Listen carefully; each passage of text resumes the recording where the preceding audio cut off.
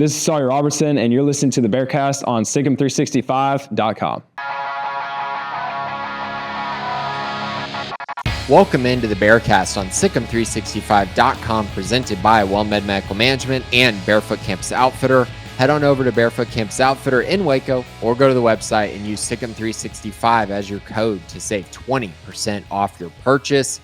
Today, I'm here with Colt Barber, and we're going to go through our picks for the Big 12 this week. We're both coming off of a somewhat successful week. So like we do every single week, let's recap the week that was. Colt, your hits last week were the under 49.5 in Utah at BYU. They only scored 45 points there. The over 46.5 West Virginia at UCF. That was a hit almost by UCF alone. They scored 45 points in that game. You had the over in Baylor at TCU, 65.5. They hit at 78 points. Your only miss of the week was Texas Tech at Arizona State. Arizona State Tech as a 7.5 point favorite. Arizona State won that game by 3. You went 3-1 on the week, 17-14 on the year. What'd you think of your selections? Yeah, I mean, go to 3-1. I'll take it. The Tech game, I don't remember when we made that pick. Do we know that Morton was out when we made that pick? No, but we knew Leavitt was playing. We knew Leavitt was playing, but we didn't know Morton was for sure out. So I might need to go back to that one later on and say that one didn't count. Oh, so yeah. by the time we get to the end of the season. It seemed like he was I think we pretty much knew he wasn't going to play, but I guess they hadn't outright said he wasn't. Yeah. So, yeah, I guess that's... The injury reports make these nice, but depending on when we record these podcasts, it kind of throws it for a loop. Absolutely does. So for me last week, I went 2-2 on the week. I took BYU plus 3.5. That hit. They won the game outright by 3. I had under 52.5 in Texas Tech at Arizona State. They scored 48 points, so a hit there. My misses were Cincy at Oklahoma State under 58.5. That was a miss. They scored 66 points. And then I took Baylor plus 2.5, and that was a miss. TCU ended up winning by 6. 2-2 on the week, 14-18 on the year. Not much to say here outside of the Cincy Oklahoma State game, just going a little bit more sideways than I thought that it was going to initially during the week. So we start a new week in the Big 12 here. Colt, why don't you start us off with your first pick of the week? Yeah, I'm looking at one that I'm hesitant on because of the hangover effect, and that's in Arizona State having another home game. This time against Houston, favored by 7.5. But I know Houston's 6-1. I don't really trust Houston, even though they're 6-1. They've squeaked by some teams that are pretty average to get to 6-1 throughout the entire season, or just straight out bad like Oregon State. So I'm looking at Arizona State at home to win by more than a touchdown. So I don't think that's a lot to ask because I just don't think Houston's offense is they're okay. I mean, they're better than they were last year, but against the Arizona State defense that just kept Texas Tech in check, they held TCU in check. They held Baylor's offense in check for the most part. They just kind of figured out how to get things done outside of that Utah game. So I like Arizona State in this spot to cover 7.5 points against Houston in Tempe. I think Utah fans would hate to hear this, but I think Arizona State just was like, we're just going to take a loss this week with no Leavitt. We're going to bench a lot of guys, and it just is what it is. I think there was some gamesmanship there, and then they beat Tech, and that's kind of how you got to look at those things now that there's some more wiggle room. And they're back in the – I mean, like, they're squarely because of that. I mean, like, if they win out, they're in the Big 12 championship game again. Like, that could have been a very smart move on their end. Not that you want to lose to Utah, but they had to get healthy, and maybe they did that against Utah. They're the Utah week. Definitely seems like it. I definitely think Arizona State will win this game. The 7.5 number is it's a little scary because Houston just has kept games close, and they've played well this year. But I think Arizona State ultimately wins, so I definitely get that pick there for sure. For me, I'm going to go to the Sunflower Showdown, Kansas State at Kansas. Kansas is a 2.5-point favorite. The over-under is 56.5. I'm going to take the over here. I think this is a case of Kansas State finally finding themselves as an offense and throwing the football around and, doing some things offensively that are a little more creative than what they were doing early in the season. Yeah. They're facing a bad Kansas defense. The Kansas offense is really good. Bad. Yeah, bad, but the Kansas offense is really good as well. So it's just kind of this kind of conundrum of where I'm looking at two pretty mediocre to bad defenses and two offenses that I think are pretty good and going to score some points. I just think this game's going to be played in the 30s. And so therefore, 56.5 should be pretty easy to cover there. Yeah. What is, I don't have it on my document right now. Do you know what their SP plus Kansas defense is? FEI, do you know? I don't. I know it's ahead of Baylor, but yeah, well, I don't know where it's at there. Yeah, like that. It seems like every game they're just, even against UCF, a game that they kind of squeaked by. UCF kind of, I feel like they did it. Do I remember that right? Did UCF like run for a lot of yards on their defense? They put up yards. It was also just an ugly game in the rain that kept the scoring down for both teams. Yeah. It felt like. Yeah, and so I like that a lot. And we just had this discussion. Yeah, defense 64. That's F plus, and so combination of SE plus and FEI. But I don't envision this. I mean, you're talking. It's gonna be a close game. It's a rivalry game. I expect it to be close, kind of trading scores. So you're talking 28-28. You're right at it, and that doesn't seem very unreasonable at all, considering these games that they've been playing. And I think these for both teams, kind of one of the better offenses that they faced this year. I haven't looked at the schedule, but just thinking through that. Yeah, I like that. Actually, we debated this, and I have it on my list as a potential pick, and I'm leaving it off. But yeah, I like that over a lot. Yeah, it'll be a fascinating one. Should be high scoring. Should be a really good game there in Lawrence. All right, Colt, where do you want to go to next? Real quick, Sawyer Robertson has something to remind you about. Want the latest information about your favorite team? Try out Sigum 365 premium content the next 3 months for just $5 by clicking the link below. And now back to the Bearcast. It's all right, Colt, where do you want to go to next? Yeah, so another one, you just went with an over, but another over that I like is BYU at Iowa State over 49.5. BYU they didn't do what they wanted against Utah, but they scored 24. What was it? How many points they scored against Utah? They did. Bear Bachmeier kind of did a number on that defense. Mm-hmm. I don't think Iowa State's defense is anything comparable to, like, I know even their F plus defense is in the 30s, but I don't think they're that good. I think that's hinged on a lot of early season stuff before they got injured.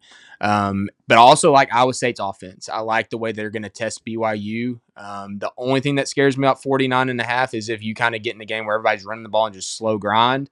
And these coaches, if they have their way, that's a lot of way it could go. I use the Utah game as reference, and that game was right at this number. And so I think I think the Iowa State's defense is worse, and I think the Iowa State offense overall is better than the Utah offense in terms of balance. And I shouldn't say better. I just think they're going to take a little bit more risk, and I think that it goes over the 49.5 because of that.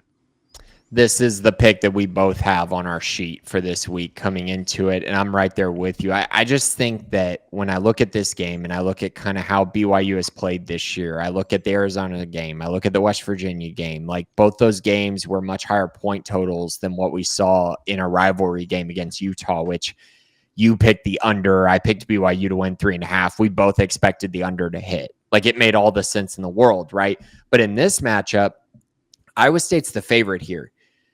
Iowa State is not winning this game 20-17. They're just not. Their defense isn't good enough for that to happen. And so therefore, if Iowa State truly is going to win this game or at least be in this game, I think it's very likely that probably the winner is going to be right around 30 and the loser will be in the 20s and you're already in the 50s. Like, I think that feels more likely to me like a 30-27 game or a 28-24 type game. Something along those lines just feels more realistic in this matchup with, like you said, an Iowa State defense that is reeling a little bit, but it's a team that's definitely in a bounce back situation. They had a bye week. They're coming off of 2 straight losses. And then you look at BYU.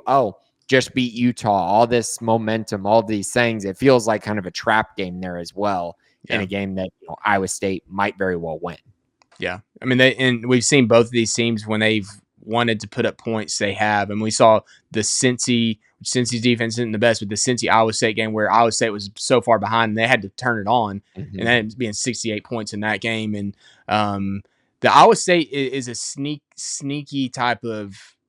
It's similar to last year without the playmakers. I think that the receiver playmakers last year, but Matt Campbell's offenses are always pretty capable, and maybe BYU surprises me and they play a really good defensive game, but this is on the road at Iowa State, and I think Iowa State will score points, and they need a win too. Iowa State needs a win in this game, so I think they're going to kind of go out and try to score a lot of points.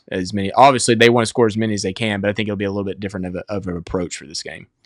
Definitely can see that. All right, my next pick, I want to take us out to Morgantown, to West Virginia here. I don't think West Virginia is any good. I think they're really bad. They just got blown out by UCF. They gave up 45 points in that game. Yeah. And in walks in TCU as a 15.5-point favorite. I don't think that's enough points. I really don't think that's enough points at all. This team lost by 34 points to Utah. They gave up 48 to Utah in this game, in a game. I just think I don't see really much of a scenario. And Utah's not trying to do that. No, and I don't see a scenario where TCU doesn't score like 35, 38, 40 something points in this game. And then I don't really expect West Virginia to do a ton. They haven't shown much offensive life. Really, the only game they did recently was that BYU game. I mean, even against Kansas, they scored 10 points. Like, even if I think TCU's defense is bad, they're right around these teams that they've played and haven't been able to score on. So I like to think that BYU game, them scoring 24 points, is an outlier. And even if they do score 24 points, they're probably going to get 40 hung on them, and you're covering. So I'm going to take TCU minus 15.5. I just think this is a case of the line hasn't adjusted yet to how bad West Virginia is, and they're going to soon. Like, this is what we've been saying about Oklahoma State, right? These past few weeks, it's like, no way are they going to get beaten this badly. And then they do. No way are they getting beat by 28 points. And they do. And so now it's just like, I don't think it's recovered. This, in my eyes, should be more like a 17 or a 20-point spread, and it's only 15.5. So I'm going to take TCU to win this game minus 15. Yeah, my only two comments, it could be an anticipation of TCU just a little bit of a hangover, and not because it was like this, emotional type of game, but emotional from a rivalry. And then also I think people are probably playing in that Pitt win for West Virginia earlier, and which is still nuts. I don't know how. I mean, no idea. Did they sell the program off for that? I don't know. Like, that's crazy looking back. But I don't know. That seems weird to me, but you never know. Maybe they win it 30 to 16, and you lose it. Yeah, I don't know. Like, that's scary. Yeah, very well. I just dude, it's 5 p.m. on ESPN Plus. Like, no one's gonna care about this game. Like, no one's gonna be there. No one's gonna be there. Like, this feels very much again like the market hasn't corrected yet for just how bad West Virginia is. Yep. So we'll see kind of what direction that goes. Colt, you got one more for Big 12 play before we get to Baylor, right? Yeah, I wanted to sub in the Kansas State and Kansas, and then you said we're taking it off the board. So no, I got for me only. So my third was Colorado at Utah. I think Utah's probably pretty pissed. I mean, they've lost 2 games already, so it's kind of like, okay, what?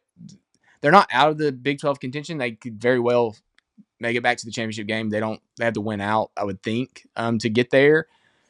But I think they're going to be pissed, and I think they're going to score some points. And so I'm looking at over 49.5.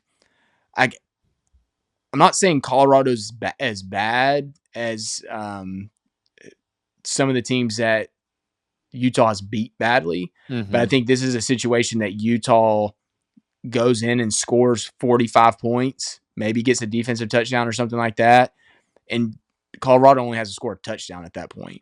Like, I think they're going to cover up Caden Salter in that offense. I don't think they're going to move the ball a ton, and then it just kind of snowballs into a lot of points. So covering, I don't think it's going to be as a result of both teams. I think it's a result of Utah is just going to go and be pretty efficient on offense. Colorado doesn't stop their offense. And then Colorado does get one or two scores that ultimately puts it over 49.5. Yeah, I definitely could see that. I think my bet there would probably be just taking Colorado or taking Utah minus 13.5. I think especially at home, that's kind of the direction I would probably lean, but it was a very physical game, a game that took a probably big toll on them last week. And that might make them a little bit susceptible on defense, even though I think in general, they're going to have not too many issues with Colorado. In that one. Okay, we're on to our last pick of the week. It's Baylor at Cincinnati, and I'm pretty sure we're both going to have the same pick here. But currently, this game sits at Cincinnati minus 3.5. The over/under 67.5. I think the best bet here is the over. I just Baylor is not stopping anybody. Cincinnati's defense isn't very good, and Baylor's kind of due for a bounce back performance on offense. So you put those two together. I really don't see a scenario where this isn't where the winner doesn't score more than probably 38 points. Like the winner's probably going to score at least 38, if not more. Like this might get pushed into the 40s potentially. Yeah. And so then you look at what does the other team have to do for that to hit? It's just kind of just scoring the 30s also, if that. And so that's where I'm kind of I see this game going the over. I think it's pretty clear that that's the more realistic and the best side to be on, even if the game does go a little sideways, as we saw with the TCU game, went completely sideways, completely off the rails, and it's still far and away hit the over for a variety of reasons. So I think this one will kind of be more of the same. Yeah, we both have the over on this, over 67.5. And we've talked about this on our preview, but I just think Baylor has to throw caution to the wind in regards to scoring points. And then defensively, maybe people have been calling for this. I know it's been a lot of discussion, but if you get off the field because of the other team scoring, you might as well do it fast and get the ball back to the offense, and be aggressive, try to create some havoc, do something. I think that ultimately pushes us up, but I don't see either one of these teams stopping each other. And I would be tempted to take this over 70. I mean, what have we seen? Baylor's been, was that 3 games in a row now over 70? I think so. K-State, TCU. What was the one before Oklahoma that? State. Yeah. And so the other one was Arizona State, and that was 54, or what was it, 51 points. Yeah. And that was before that it was SMU. It's been in the 70s in all of those games. So I'm probably not going to pick the over for Baylor moving forward, but I think especially in this one, this is a defense for Cincinnati who gave up 600 yards to Kansas. That is right now the worst outside of Oklahoma State and Samford defensively that Baylor will face this year. And Baylor just is figuring out how to score points even with turnovers. So if you eliminate turnovers from the equation for Baylor, I mean, just that alone, you could be in the 40s, even in a loss. Yeah. And that's just crazy to say, but if they just stop turning the ball over, and then Cincinnati's offense is just good. We know that. And I cannot live in a world that says these teams don't combine for 68 points or more. I just don't see it at all. This seems unless it just comes out and run games galore, but even then, it could be, you're pushing, it could be 34-34. Yeah. I mean, if it's run game galore, it's based on what we've seen from Baylor, there's going to be at least a couple 50-yard runs in there if they're just running the ball at will. So I am with you. I think there's going to be too many scoring chances here, too many possessions, not enough field goals. I don't think they'll kick field goals. I think Cincinnati may possibly, if Baylor gets a stop, Baylor's not kicking field goals in this game. Yeah, probably not very many if they are. And until the fourth quarter, you cannot sacrifice that 4 points at this point, not against this offense. Right. You might even feel that way against Arizona State, who has struggled in times to score the football earlier in the season. But this isn't a game that you're banking on 4 points not mattering. You got to go get those 4 points. That's just my thought. Yeah, absolutely. I think it's pretty squarely going to be over here. I think Vegas is going to align with that as well. It's probably going to get pushed up before game time, I would kind of bet, because I would take over 70 as well. Very interesting week in the Big 12. We're going to learn a lot more about the conference going forward and have a lot more best bets for you as the weeks go on. But aside from that, Colt and I will be back to recap Baylor's matchup against Cincinnati. on Sunday night, Monday morning. So be sure to check that out. But for today, thanks for listening. This has been the Bearcast on Sikkim365.com.